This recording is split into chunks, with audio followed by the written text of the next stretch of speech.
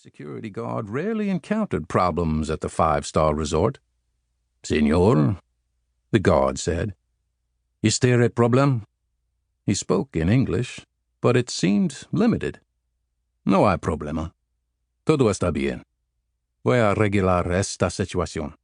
Cain rattled off, perfectly trilling the R's, the way his Spanish teacher had taught him. Senora Lana would be proud, he thought.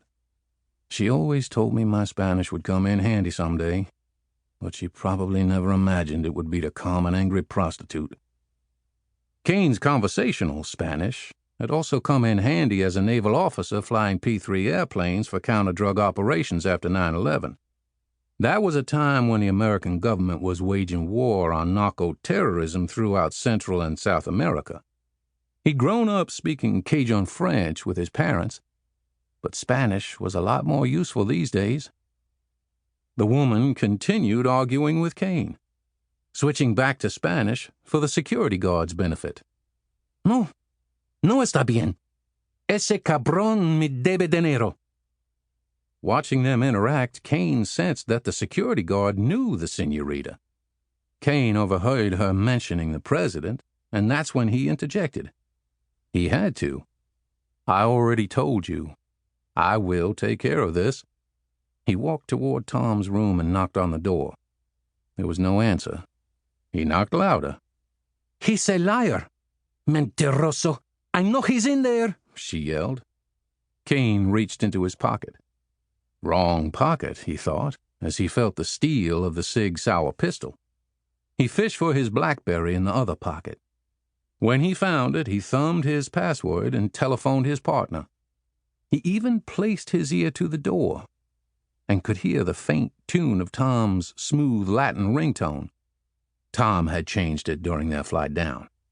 Tom didn't pick up, and eventually the call went to voicemail.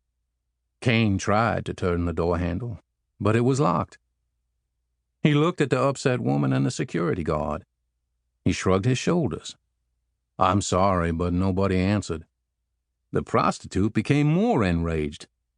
"Voy a llamar la policía. La policía! Police!" she threatened. "I want to file a police report, now." The guard was sympathetic to the senorita's threats to involve the police.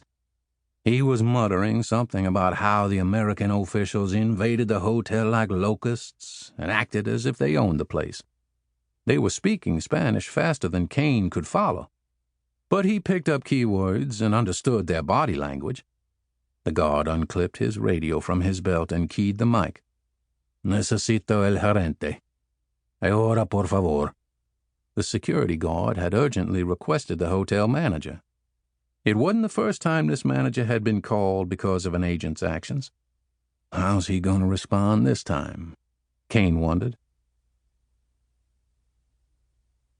Chapter 2.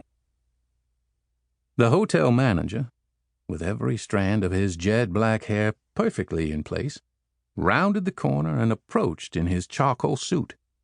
2 additional security guards flanked him. Tomcat ain't skating out of this one.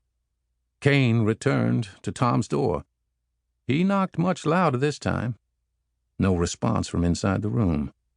He redialed his colleague, but still no answer. "I've got to do something before this blows up and the police are called. This situation is escalating quickly and is about to get way out of hand." Cain knew he would have to deal with Tom later.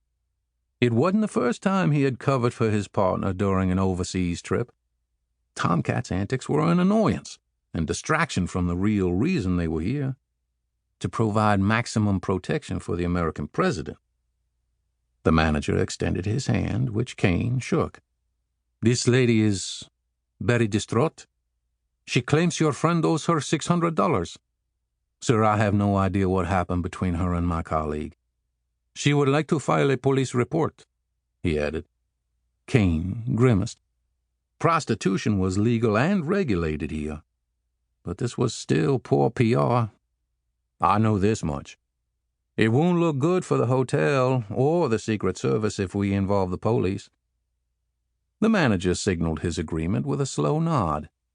"I don't have $600, Cain said, "but I will pay the lady."